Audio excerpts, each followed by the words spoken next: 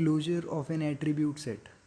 The set of all those attributes which can be functionally determined from an attribute set is called a closure of attribute set, है ना.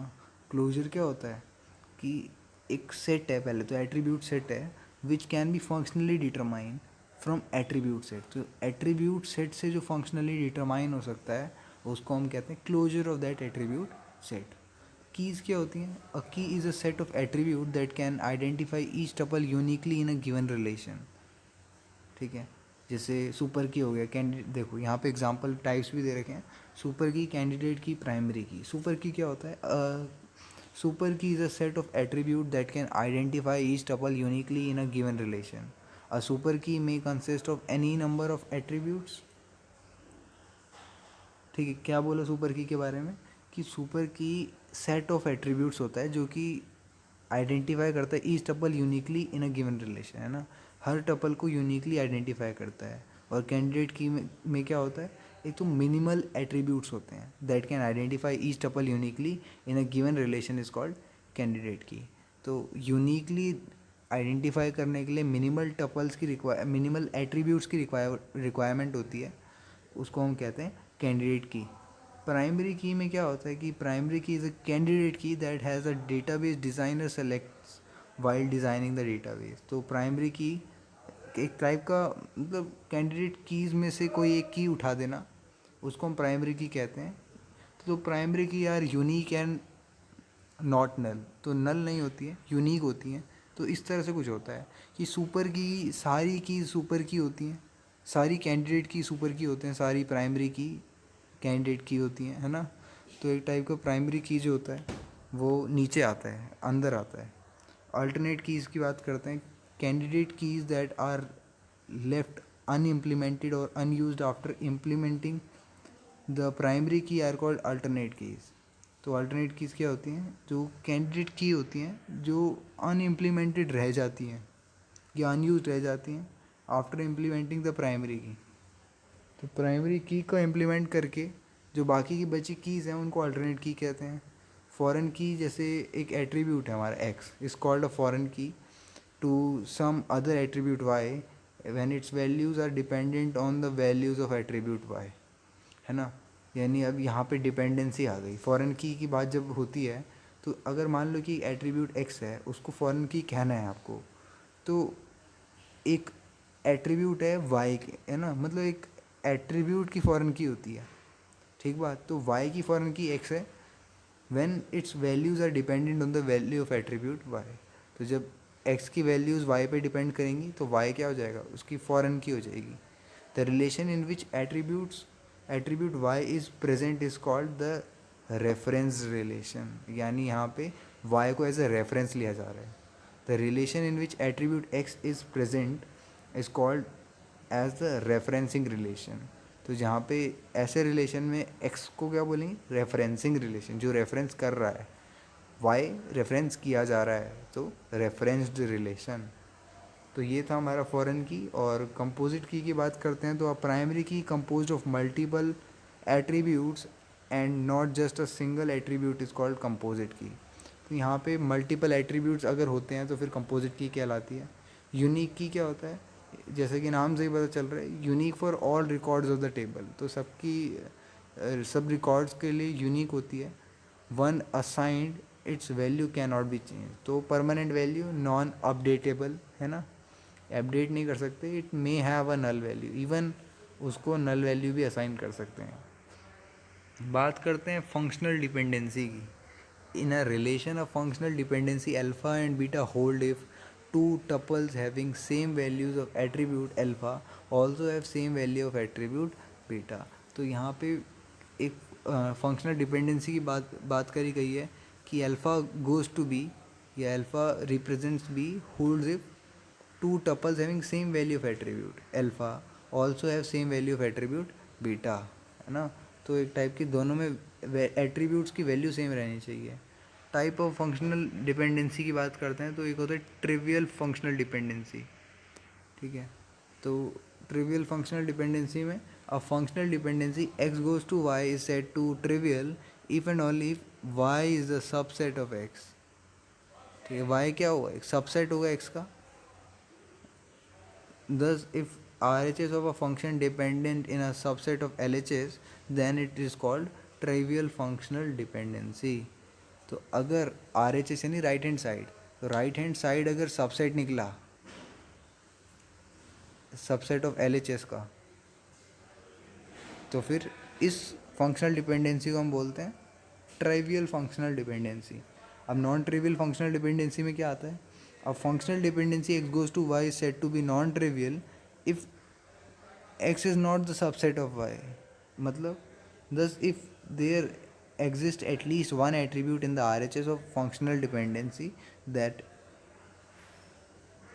is not a part of LHS, then it is called non trivial function. तो simple सी बात है, अगर x के अंदर कुछ ऐसे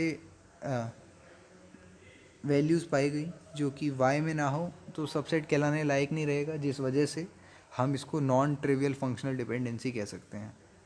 ठीक है, आते हैं डिकम्पोजिशन ऑफ अ रिलेशन पे. The process of breaking up, जैसे डिकम्पोजिशन आपको पता है क्या होता है, ब्रेक होना, डिवाइड होना. A single relation into two और मोर सब रिलेशन, है ना, एक सिंगल रिलेशन डिवाइड कर जाता है दो या दो से ज़्यादा सब रिलेशन में, इसको डिकम्पोजिशन ऑफ रिलेशन कहते हैं. प्रॉपर्टीज़ में क्या क्या आ जाते हैं इसके, लॉसलेस डिकम्पोजिशन. तो लॉसलेस डिकम्पोजिशन क्या इंश्योर करता है कि नो इन्फॉर्मेशन इज़ लॉस. ठीक है, लॉसलेस यानी कोई नुकसान नहीं होगा. फ्रॉम द ओरिजिनल रिलेशन, यानी ओरिजिनल जितना रहेगा ड्यूरिंग डिकम्पोजिशन उतना ही रहेगा. When the sub relations are joined back the same relation is obtained that was decomposed. तो जब सब रिलेशन ज्वाइन करेंगे तो सेम रिलेशन ऑब्टेन होगा जिसको डिकम्पोज किया गया था. डिपेंडेंसी प्रिजर्वेशन के बारे में बात करते हैं. लॉसलेस समझ में आया, यानी एक जैसे एक रिलेशन है, ठीक है, उस रिलेशन को डिवाइड कर दिया सब रिलेशंस में. अब सब रिलेशंस में डिवाइड करने के बाद एक बार सब रिलेशंस को आपस में जोड़ दो तो फिर से दोबारा से वही रिलेशन बन गया, यानी कुछ गुम नहीं हुआ यहाँ पे, है ना, लॉसलेस रहा. अब डिपेंडेंसी प्रिजर्वेशन पे आते हैं. Dependency preservation ensure none of the functional dependencies that hold on the original relation are lost. है ना, ओरिजिनल रिलेशन में जो फंक्शनल डिपेंडेंसी हैं वो लॉस्ट ना हो. Second, the sub relation still hold और satisfy the functional dependency to the original relation. तो फंक्शनल डिपेंडेंसी को होल्ड करता है, सेटिस्फाई करता है, यानी उसके अंदर जो भी सबसेट, एक टाइप का सबसेट बनेगा उसका. टाइप ऑफ डिकम्पोजिशन लॉसलेस हो गया. अब यहाँ पे लॉसलेस जॉइंट डिकम्पोजिशन है ना. Consider there is a relation R which is decompose into sub relations R1 R2 Rn ऐसे करके जा रहा है. अब this decomposition is called lossless joint decomposition when the joint of the sub relations result in the same relation R that was decomposed.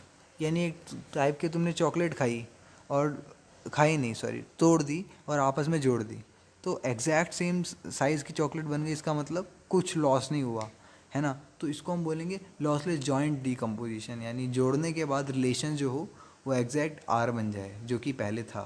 For lossless joint decomposition we always have R1 cross R2 cross R3 Rn जो होता है वो R के बराबर होता है, where cross is the natural joint operation.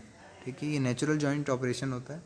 Lossy joint operation में क्या क्या बात है भाई, consider there is a relation R which is decomposed into sub relations R1 R2 Rn. ठीक है, एक रिलेशन है जिसको सब रिलेशंस में डिवाइड करा गया है. This decomposition is called lossy joint decomposition when the joint of the sub relation does not result in the same relation that was decomposed. क्या बोल रहे हैं कि इसको लॉसी जॉइंट डिकम्पोजिशन तभी बोलेंगे जब जॉइन करने पे इस सब रिलेशन का does not result in the same relation, है ना. यानी कहीं ना कहीं तुमने चॉकलेट खा ली, है ना, मतलब एक बार तुमने उसको सब डिवाइड सब रिलेशन करा मगर जब दोबारा से उसको ज्वाइन करा तो यहाँ पे हमारा एग्जैक्ट वो नहीं बन रहा जो पहले था. तो ये हो गया हमारा लॉसी जॉइंट डिकम्पोजिशन. लॉसी यानी लॉस हो गया. For lossy joint decomposition we always have, हाँ, R1 cross R2 cross R3 जो है वो हमारा सबसेट रहेगा R का, जहाँ पे cross is natural joint operation. Normalisation काफ़ी बार पूछा जाता है DBMS में, इम्पॉर्टेंट चीज़ है In DBMS, data normalization is a process of making the database consistent by reducing the redundancy, ensuring the integrity of the data through lossless decomposition. क्या बोला कि डेटाबेस मैनेजमेंट सिस्टम में डेटाबेस नॉर्मलाइजेशन एक process है of making the database consistent. Database को consistent बना रहा है किस बेसिस पे? रिड्यूसिंग द रिडंडेंसी को लॉस मतलब डेटा लॉस होने से बचाने के, ensuring the integrity of the data, है ना, डेटा एक साथ अवेलेबल हो थ्रू द लॉसलेस डिकम्पोजिशन. अब बात करते हैं नॉर्मल फॉर्म्स की. नॉर्मल फॉर्म्स में 1NF 2NF आता है. तो फर्स्ट नॉर्मल फॉर्म क्या होती है कि a given relation is called in first normal form if each cell of the table contains only an atomic value. ठीक है, ध्यान से सुनना कि फर्स्ट नॉर्मल फॉर्म की बात हो रही है. तो एक गिवन रिलेशन को हम फर्स्ट नॉर्मल फॉर्म कब कहेंगे? जब हर एक सेल टेबल का सिर्फ एटॉमिक वैल्यूज़ को रिप्रेजेंट करेगा, कंटेन करेगा. और एटॉमिक वैल्यूज़ मतलब if the attribute of every tuple is either single valued और नल वैल्यूड. यानी सिंगल वैल्यू होनी चाहिए. एटॉमिक मतलब स्मॉलेस्ट यूनिट है ना, या तो एक होगा या नल होगा. अच्छा, सेकेंड नॉर्मल फॉर्म क्या होती है? A given relation is called second normal form if and only if relation already exist in 1n. पहला काम होना चाहिए कि फर्स्ट नॉर्मल फॉर्म में रिलेशन पहले से ही एग्जिस्ट होनी चाहिए. दूसरा, no partial dependency exist in the relation. तो कोई पार्शियल डिपेंडेंसी नहीं होनी चाहिए रिलेशन में, है ना. और A goes to B is called a partial dependency if and only if A is a subset of some candidate key and B is not a non-primary attribute. तो ये conditions होनी चाहिए हमारी पार्शियल डिपेंडेंसी की, है ना, second normal form के अंदर. थर्ड नॉर्मल फॉर्म क्या कहते हैं? 3NF क्या कहता है कि given relation is called third normal form if and only if relation already exist in 2NF, है ना. अगर सेकंड नॉर्मल फॉर्म में रिलेशन होगा तो थर्ड भी माना जाएगा, है ना. और पहला केस तो ये हो गया. दूसरा है कि no transitive dependency exist for non prime attribute. तो कोई ट्रांजिटिव डिपेंडेंसी नहीं होनी चाहिए, है ना. जैसे ए गोज़ टू बी है तो इसको हम ट्रांजिटिव डिपेंडेंसी कब बोलेंगे? जब A is not a super key and B is a non prime attribute. तो किसी को ट्रांजिटिव डिपेंडेंसी बोलने का मतलब क्या है? देखो, सेकंड नॉर्मल फॉर्म के लिए आपको पार्शियल डिपेंडेंसी नहीं होनी चाहिए. यानी पार्शियल डिपेंडेंसी क्या होता है? जब ए सबसेट होता है किसी कैंडिडेट की का बी का, है ना, और सॉरी कैंडिडेट की का, और बी होता है नॉन प्राइम एट्रीब्यूट. तो ये हो गया पार्शियल डिपेंडेंसी. अब ये ऐसी पार्शियल डिपेंडेंसी नहीं होनी चाहिए, तब आप सेकेंड नॉर्मल फॉर्म कह सकते हो. Same goes to third normal form.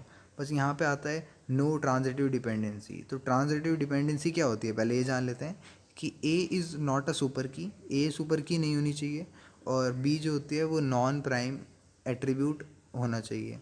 तो ये दोनों कंडीशन ट्रू होनी चाहिए फॉर ट्रांजिटिव डिपेंडेंसी. तो यहाँ लिखा है नो ट्रांजिटिव डिपेंडेंसी एग्जिस्ट. तो इसका मतलब ये दोनों कंडीशन फॉल्स होनी चाहिए फॉर थर्ड नॉर्मल फॉर्म. बात करते हैं बायोस कॉर्ड नॉर्मल फॉर्म के बारे में. Given relation is called BCNF. BCNF से इसको बोलेंगे हम बायोस कॉर्ड नॉर्मल फॉर्म को. इफ़ एंड ओनली इफ़, पहला point, relation already exist in 3NF, जाहिर सी बात. दूसरा, for each non trivial function dependency A goes to B, A is super key of the relation. तो दूसरा condition है कि नॉन ट्राइवल फंक्शन डिपेंडेंसी के लिए ए गोज़ टू बी में ए हमेशा सुपर की होना चाहिए. तो इस तरह से कुछ दिखता है कि 1F ऊपर आता है, फिर 2NF ऊपर आता है, फिर 3NF, फिर 4NF, फिर BCNF. Boyce Codd normal form. तो BCNF ट्रू होने के लिए आपको 3NF third normal form true होनी पड़ेगी. ऐसे करके थर्ड ट्रू होने के लिए सेकंड के लिए फर्स्ट. तो ये था हमारा रिलेशन नॉर्मलाइजेशन. आते हैं हम ट्रांजैक्शन पे. ठीक है, ट्रांजैक्शन क्या होता है? Transaction is a single logic unit of work found by a set of operation. क्या बोला? सिंपल भाषा में बोला कि सिंगल लॉजिक यूनिट होना चाहिए काम का. ठीक है, कौन कर रहा है? सेट पे जो ऑपरेशंस हो रहे हैं उसके बारे में. तो ऑपरेशंस इन ट्रांजैक्शन क्या क्या होते हैं? जैसे रीड हो गया, राइट हो गया, एंड रीड राइट तो आपको पता होगा। तो read operation instruction will read the value of A from the database and store it in the buffer in main memory. Main memory buffer में वो स्टोर करके रखेगा। राइट ऑपरेशन क्या करेगा, will write the updated value of a from the buffer to the database। तो read operation ने क्या करा, सिर्फ रीड करा, ठीक है। Will read the value of A from the database and store it in the buffer in main memory. Read करके buffer main memory में डाल देगा। और राइट ऑपरेशन क्या करेगा, अपडेट करेगा वैल्यू को, ठीक है, from the buffer to the database. Buffer से यूज़ करके डेटाबेस में आते। ट्रांजेक्शन स्टेट पे active state, partial committed state, terminated state. Figure देखो, है ना। एक्टिव स्टेट से फिर फेल्ड स्टेट में भी जाता है, failure, roll back, aborted state, terminated state and so on, ठीक है। तो ये हमारा ट्रांजिशन स्टेट्स। तो एक्टिव स्टेट के बारे में जान लेते हैं। एक्टिव स्टेट बड़ा चल रहा है कि this is the first state in the life cycle of transaction. एक ट्रांजेक्शन होने के लिए पहला काम होता है एक्टिव स्टेट होनी चाहिए। A transaction is called in active state as long as its instructions are getting executed. तो इंस्ट्रक्शंस एग्जीक्यूट हो रहे हैं, इसका मतलब एक्टिव स्टेट में है transaction. All the changes made by the transaction now are stored in the buffer in main memory. तो अब जो भी ट्रांजेक्शन होंगे वो स्टोर कहाँ होंगे, मेन मेमोरी में होंगे। अब पार्शियली कमिटेड स्टेट पे बात करते हैं। After the last instruction of the transaction has been executed it enter into a partially committed state, ठीक है। तो लास्ट इंस्ट्रक्शन होगी ट्रांजेक्शन की, है ना। अब पार्शियल कमिटेड स्टेट में आ गया। If after entering this state the transaction is considered to be partially committed. तो यहाँ पे ट्रांजेक्शन क्या हो गई, इस स्टेट में आगे पार्शियली कमिटेड हो गई। So it is not considered fully committed because all the changes made by the transaction are still stored in the buffer in main memory। तो ये fully committed तो नहीं कहेंगे, partially कहेंगे सिर्फ, क्योंकि all changes made by the transaction are still stored in the buffer। तो changes भी buffer में हैं अभी, है ना। committed changes buffer में ही हैं अभी, है ना। committed state में क्या होता है, all the changes made by the transaction have been successfully stored into the database। अब यहाँ पे changes database में आ गए। It enters into a committed state, यानी अब काम हो चुका है। Now the transaction is considered to be fully committed. Failed state क्या होती है, when a transaction is getting executed in active state और partially committed state and some failure occur, ठीक है। देखो कमिटेड स्टेट तक पहुंचने से पहले जो भी दिक्कतें होंगी, भले ही वो एक्टिव स्टेट में हो या पार्शियल स्टेट में हो, वो हमारा फेल्ड स्टेट कहलाएगा। Due to which it become impossible to continue the execution. देखो एग्जीक्यूशन नहीं हो पाएगा, ठीक है। It enters into a failed state.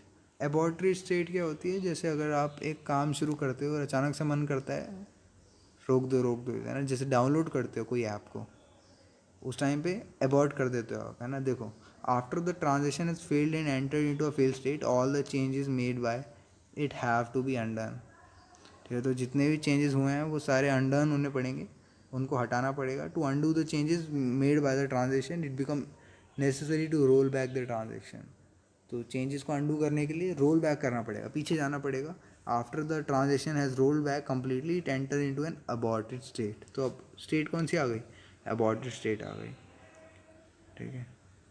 Terminated state के बारे में बात करते हैं। टर्मिनेटेड स्टेट क्या होता है, this is the last stage in the state in the life cycle of transaction. तो ट्रांजेक्शन के लिए लास्ट स्टेट क्या होगी, टर्मिनेटेड स्टेट होगी। After entering the committed state of the aborted state the transaction finally enters into a terminated state where its life cycle finally comes to end. तो यहाँ पे terminated state में transaction की life cycle end हो जाती है, ठीक है। तो बाकी हम करेंगे नेक्स्ट क्लास में। थैंक्स फॉर वॉचिंग और hope you are enjoying the series. कुछ भी पूछना है तो बताना, है ना।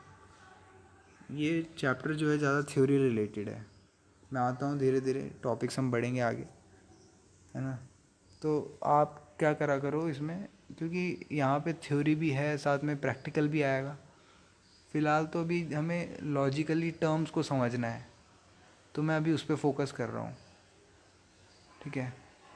तो चलिए फिर नेक्स्ट पार्ट में करेंगे आगे। तब तक के लिए सी, हैव अ गुड डे।